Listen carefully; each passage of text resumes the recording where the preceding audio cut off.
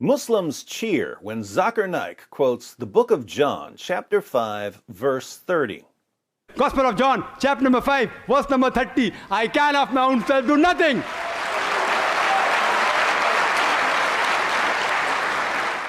Naik doesn't bother to give the context of the verse, but he offers it as a proof text against the deity of Christ and the doctrine of the Trinity. Obviously, if you're reading the verse as Zakir Naik reads it, Jesus sounds like he's saying that he doesn't have the power to do anything. I can of my own self do nothing. So, according to Zakir Naik, Jesus' words in the book of John, chapter 5, verse 30, prove that he's just a man, a helpless human being, certainly not God. You can learn a lot about a man by considering how he reads the Bible. What can we learn about world-famous Muslim apologist Zakir Naik from his treatment of John 5:30? Let's find out by doing something that people like Zakir Naik don't want their listeners to do ever. We're going to read the passage.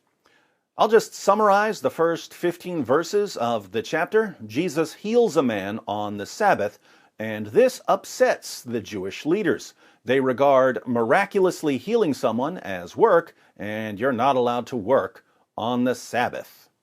We'll pick up the story in verse 16 of the chapter Zakir Naik quotes to show that Jesus is just a helpless human being. And this was why the Jews were persecuting Jesus, because he was doing these things on the Sabbath. But Jesus answered them, "My Father is working until now, and I am working." Uh-oh. You see, Jews weren't allowed to work on the Sabbath.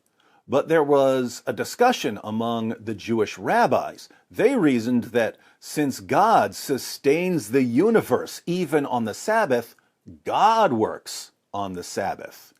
Jews don't get to work on the Sabbath, but God works on the Sabbath.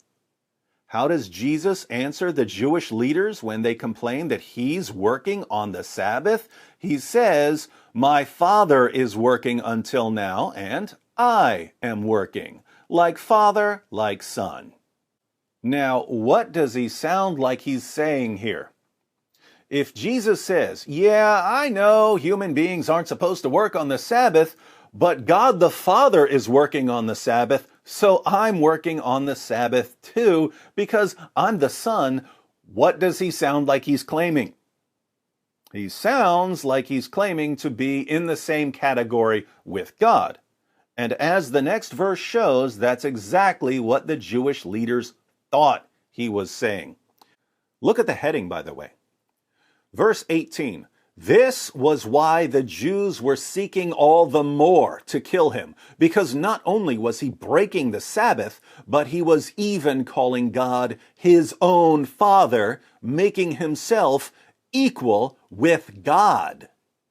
In the Bible, people or groups of people can be children of God in various ways. We're all children of God in the sense that God created all of us. This is the basis for Ahmed Deedat's sons by the tons response. Oh, you claim that Jesus is the Son of God, but God has lots of sons in the Bible.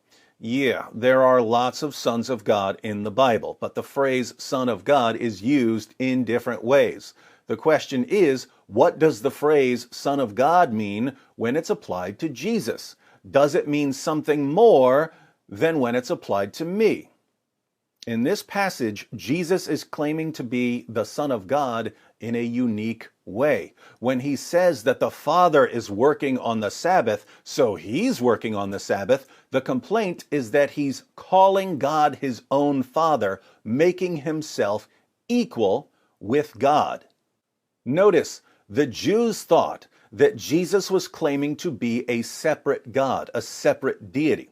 He's the Son who's equal with God, but who can act on his own, separate from the Father. But Christianity doesn't teach that Jesus is a separate God, so someone is misunderstanding something here. Now, if Muslims are right, and Jesus is a mere human being and a Muslim prophet, he's going to correct their misunderstanding by saying, "Wait, you think I'm claiming to be equal with God? I'm not claiming to be equal with God. I'm only human, just like the rest of you." But if Christians are right, and Jesus is the divine Son who has the nature and attributes of God and who is one with the Father, he's going to correct their misunderstanding by saying, wait, you think I'm claiming to be a separate God? I'm not claiming to be a separate God. Yes, I'm God, but I don't act on my own. Everything I do comes from the Father because I'm one with the Father. Let's see what Jesus does. Verse 19. So Jesus said to them, truly, truly, I say to you, the Son can do nothing of his own accord. Oh no, Christians. Jesus says that he can do nothing of his own accord. That sounds very similar to verse 30, where Jesus declares, I can of my own self do nothing. But wait a minute. When Jesus says that he can do nothing of his own accord, does he mean that he's a helpless human being? Or does he mean that he can't do anything separately from the Father because he's one with the Father? Let's at least read the entire verse before we decide. So Jesus said to them, truly, truly, I say to you, the Son can do nothing of his own accord, but only what he sees the Father doing. For whatever the Father does, that the Son does likewise. Jesus does whatever the Father does? What mere human being, what mere prophet would say, everything that God does, I do too? So, when Jesus says the Son can do nothing of his own accord, is he claiming to be a mere human being? Or is he claiming to be the divine Son who's one with the Father and therefore can't do anything separately from the Father? Let's keep reading. For the Father loves the Son and shows him all that he himself is doing. And greater works than these will he show him, so that you may marvel. For as the Father raises the dead and gives them life, so also the Son gives life to whom he will. If the Father raises the dead, so does the Son. Why? Because, as Jesus said, whatever the Father does, that the Son does likewise. Like Father, like Son. Let's continue. For the Father judges no one, but has given all judgment to the Son. Red alert, red alert. Theological red alert. Jesus says that the Father judges no one, but has given all judgment to the Son. But according to the Old Testament, God is the final judge. In chapter 3 of the book of the prophet Joel, God declares that the nations will be gathered and that he will sit to judge all the surrounding nations. The Quran also claims that God is the final judge. In Surah 22, verse 56, Allah declares, the sovereignty on that day, the day of judgment, will be that of Allah, the one who has no partners. He will judge between them. Allah is the final judge according to Islam. But Jesus says that the Father judges no one, but has given all judgment to the Son. There are two possibilities here. Either the Bible and the Quran are wrong and God isn't the final judge because he's handed all judgment over to a helpless human being, or God is indeed the final judge because Jesus is God, and within the nature of the one God, the Father has given all judgment to the Son. But why would the Father give all judgment to the Son? Jesus tells us. For the Father judges no one, but has given all judgment to the Son, that all may honor the Son just as they honor the Father. Father and Son are one, but the Father hands all judgment over to the Son so that all may honor the Son just as they honor the Father. Tell me, do we honor mere human beings the same way we honor the Father? Of course we don't. Do we honor human prophets the same way we honor the Father? Absolutely not. What is the only possible basis for honoring the Son just as we honor the Father? The only way we would honor the Son just as we honor the Father is if the Son has the same nature and attributes as the Father. Side note, Where did Jesus say, I am God, worship me? Common question from Muslims. But notice, Jesus says that all human beings must honor the Son just as we honor the Father. One of the ways we honor the Father is through worship. Jesus says that we have to honor the Son in the same way. What happens if we don't? The verse continues. Whoever does not honor the Son does not honor the Father who sent him. Do Muslims honor the Son? Does Zakir Naik honor the Son? According to Jesus, since they don't honor the Son, they dishonor the Father. And this is the chapter that Muslims go to in order to prove that Jesus was just a human prophet of Islam. This chapter condemns them. But there's more. Jesus declares, Truly, truly, I say to you, whoever hears my word and believes him who sent me has eternal life. He does not come into judgment, but has passed from death to life. Truly, truly, I say to you, an hour is coming and is now here when the dead will hear the voice of the Son of God, and those who hear will live. Wait a minute. Jesus is the one who raises the dead?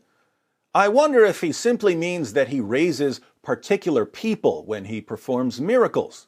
Because if he means that he raises the dead at the resurrection, we're going to have another theological red alert. For as the Father has life in himself, so he has granted the Son also to have life in himself. And he has given him authority to execute judgment because he is the Son of Man. Ha! You see there, David, Jesus calls himself the Son of Man. This means he's claiming that he's a mere human being. So let's ignore everything else he says and go with that. Yeah, that works as long as you completely ignore the fact that the title Son of Man, as Jesus uses it, is a divine title for a particular Son of Man that the prophet Daniel sees in a vision. Do yourself a favor, Muslims, and read Daniel chapter 7, where the entire world serves the Son of Man who comes on the clouds of heaven. At his Jewish trial, the Jewish leaders convicted Jesus of blasphemy for calling himself the Son of Man who comes with the clouds of heaven. They understood what that title meant. Muslims don't. But don't take my word for it. Read the book of Mark, chapter 14, verses 61 through 64. For once in your lives, my Muslim friends, try to understand what Jesus is actually saying instead of forcing the views of an illiterate 7th century caravan robber onto him. Even here in John 5, the chapter Zakir Naik quotes to prove that Islam is true, the Son of Man is the final judge. And the Quran claims that God is the final judge. You can get this. Almost done. Do not marvel at this, for an hour is coming when all who are in the tombs will hear his voice. Whose voice? The voice of Jesus, who is, according to this passage, the Son of God and the Son of Man.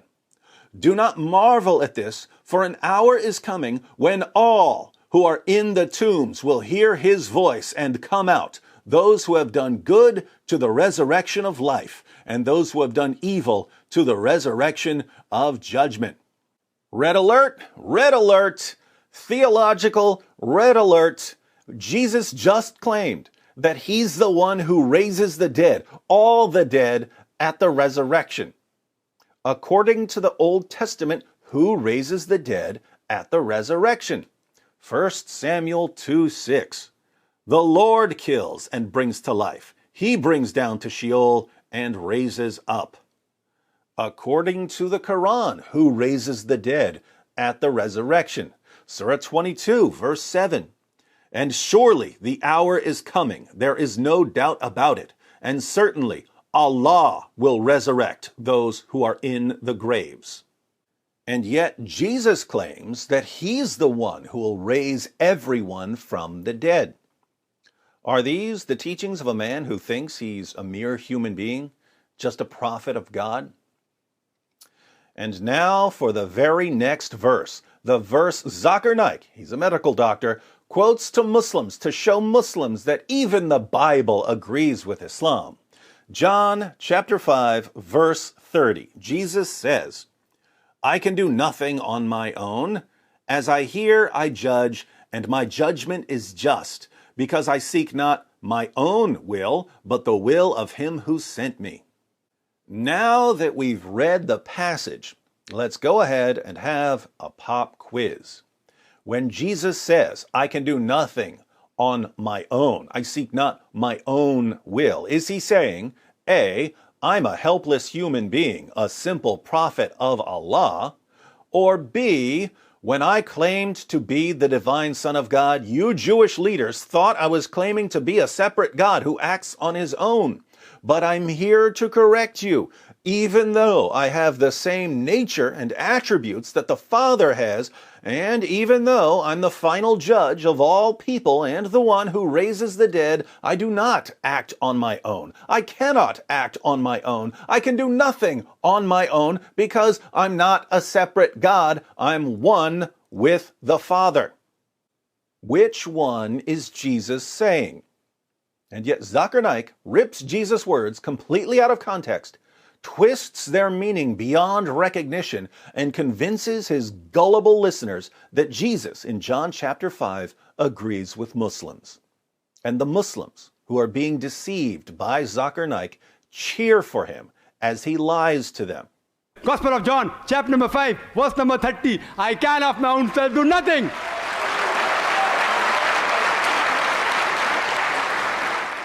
Why do Islam's most popular speakers and apologists constantly lie about Jesus in order to deceive their listeners? That's the spirit of Islam, my friends. And if you don't believe me that the spirit of Islam is the spirit of deception, sit down with your Muslim friends and show them this video. Show them that Jesus is clearly claiming to be the divine Son of God throughout the passage, and that Zakir Naik completely, utterly, totally distorts the meaning of the passage when he rips verse 30 out of context. 99 times out of 100, your Muslim friends won't care. They won't care that Zakir Naik is lying about Jesus, as long as Zakir Naik continues doing something far more important, convincing Muslims not to question Islam. Hopefully, you'll sit down with the 1 out of 100 who does care, the one who's better than his religion calls him to be, the one who hates deception. If you sit down with him and show him how Muslim apologists constantly, endlessly lie about Jesus, he will soon be on his way out of Islam.